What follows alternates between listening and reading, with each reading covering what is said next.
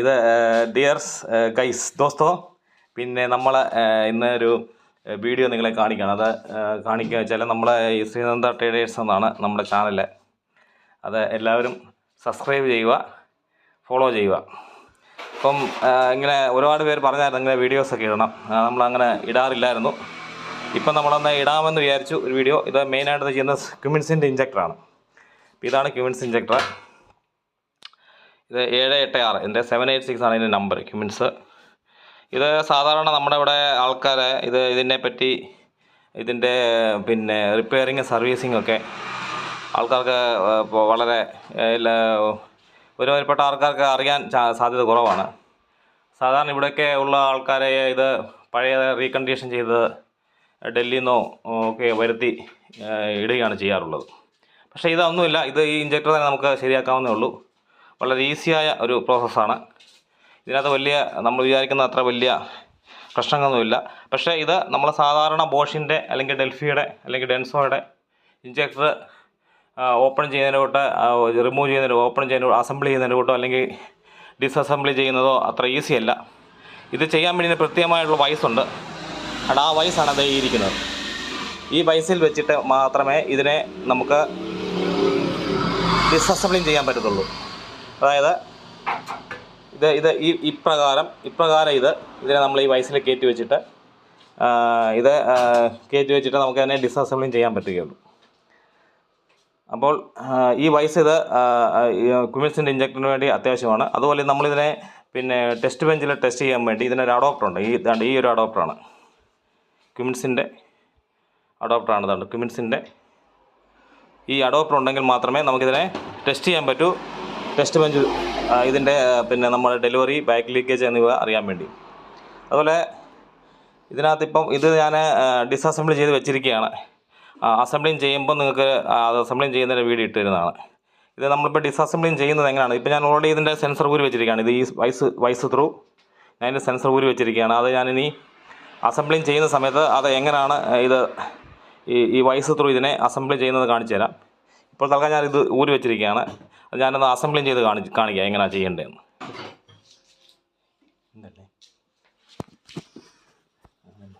ഇതിപ്പോൾ അസംബ്ലിങ് ചെയ്യുന്ന വിധം നമ്മുടെ ഓൾറെഡി ഞാൻ വൈസ് ത്രൂ ഇത് ഊരിയേക്കാണ്. ഇതാണ് ഇത് സോളിനോട് അസംബ്ലി അല്ലെ മാനുവൽ, നമ്മുടെ സെൻസർ എന്ന് പറയാം.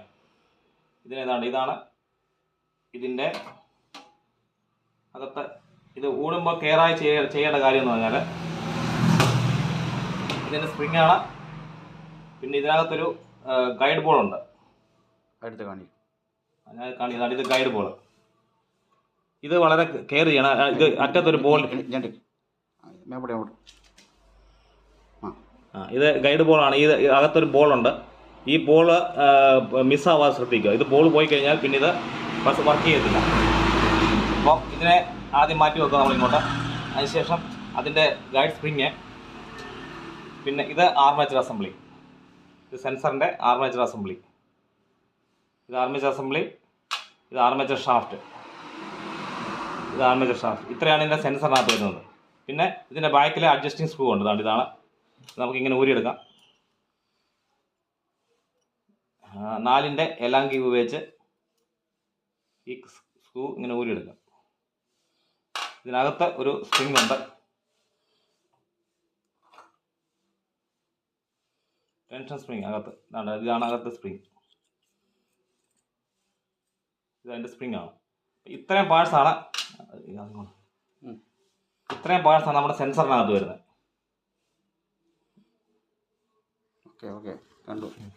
അതെ, ഇത്രയും പാർട്സാണ് നമ്മുടെ സെൻസറിനകത്ത് വരുന്നത്.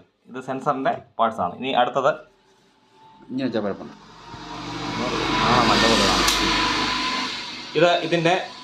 ഇത് ഊരുന്നതിനായിട്ട് ഇതിനകത്ത് 9-ൻ്റെ കീ അല്ലെങ്കിൽ ഈ ടൂൾ യൂസ് ചെയ്ത് നമുക്ക് ഈ സാധനം ഇതിൻ്റെ ഈ ബോഡി ഇതിനെ ഊരാം. ഇത് നമ്മൾ എല്ലാം വെച്ച് ഇതിനെ ലൂസ് ചെയ്യുക.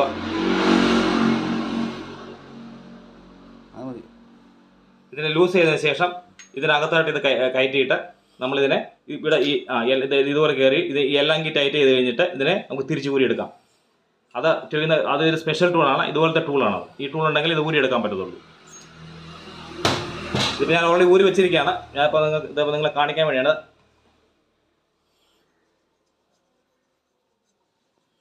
ഇത് ഊരിയെടുക്കുകയാണ് ആണോ.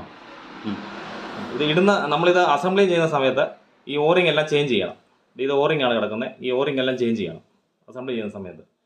ഊരി മാറ്റി വെക്കാം. അപ്പം ഇതാണ് ഇതിൻ്റെ കൺട്രോൾ വാൽവ്. ഇതാണ് കൺട്രോൾ വാൽവ്. ഇതാണ് ക്യുമിൻസിൻ്റെ കൺട്രോൾ വാൽവ്. അതായത് ഇതിൻ്റെ നമ്മുടെ ഇഞ്ചക്ടറിൽ ടെസ്റ്റ് ചെയ്യുന്ന സമയത്ത് ബാക്ക് ലീക്കേജ് ഓവറായിട്ട് വരികയാണെങ്കിൽ അത് ഈ കൺട്രോൾ വാൽവിൻ്റെ കംപ്ലൈൻ്റ് ആണ്. അപ്പോൾ നമ്മൾ ഈ കൺട്രോൾ വാൽവ് ചേഞ്ച് ചെയ്യണം. ഇനി ഇതിനകത്ത് വരുന്നത്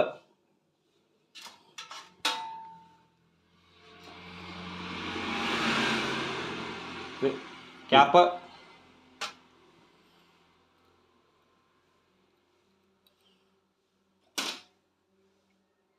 ഇത് നമ്മളതിൻ്റെ നോസിൽ അല്ലെങ്കിൽ ടിപ്പ് ഇതിൻ്റെ ഊരിയെടുക്കുകയാണ്. അഡോപ്റ്റർ ഇതാണ് നോസിൽ. ഇതിനകത്ത് വരുന്ന നോസിൽ ഇതാണ്. അതിലൂടെ ടെൻഷൻ സ്പ്രിങ്,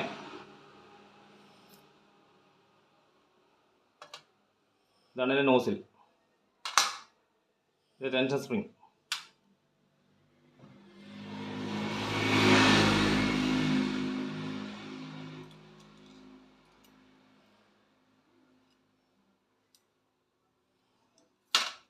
ഇത് പ്രഷർ സിങ്, കൈഡ്,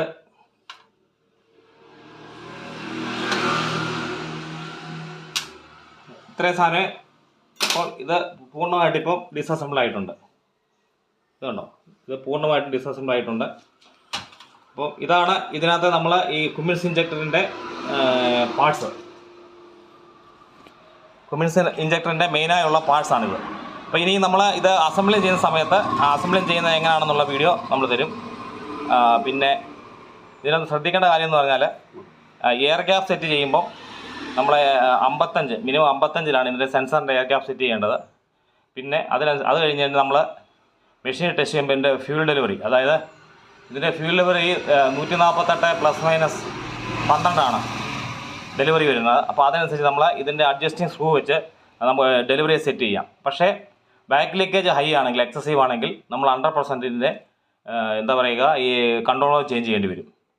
അല്ലാത്ത പക്ഷം നമുക്ക് പിന്നെ അതിൻ്റെ ഡെലിവറി അഡ്ജസ്റ്റ് ചെയ്ത് ഇഞ്ചക്ടർ ഓക്കെ ആക്കി എടുക്കാവുന്നതാണ്. അപ്പോൾ ഇത് സർവീസ് ചെയ്യുന്ന അല്ലെങ്കിൽ റിപ്പയർ ചെയ്യുക വലിയ പിന്നെ പ്രോബ്ലം അല്ലെങ്കിൽ ബുദ്ധിമുട്ടുള്ള കാര്യങ്ങളൊന്നുമില്ല. അത് ഈ രീതിയിലാണ് ഇതിപ്പോൾ ഡിസസംബ്ലിങ് ചെയ്ത് വെച്ചിരിക്കുകയാണ്. അത് അസംബ്ലിങ് ചെയ്യുന്ന സമയത്ത് നമ്മളിതിൻ്റെ വീഡിയോ നിങ്ങൾക്ക് തരും. അപ്പോൾ വീണ്ടും കാണാം. Okay, bye bye. എൻ്റെ ചാനൽ സബ്സ്ക്രൈബ് ചെയ്യുക, ഫോളോ ചെയ്യുക. ധന്യവാദ്.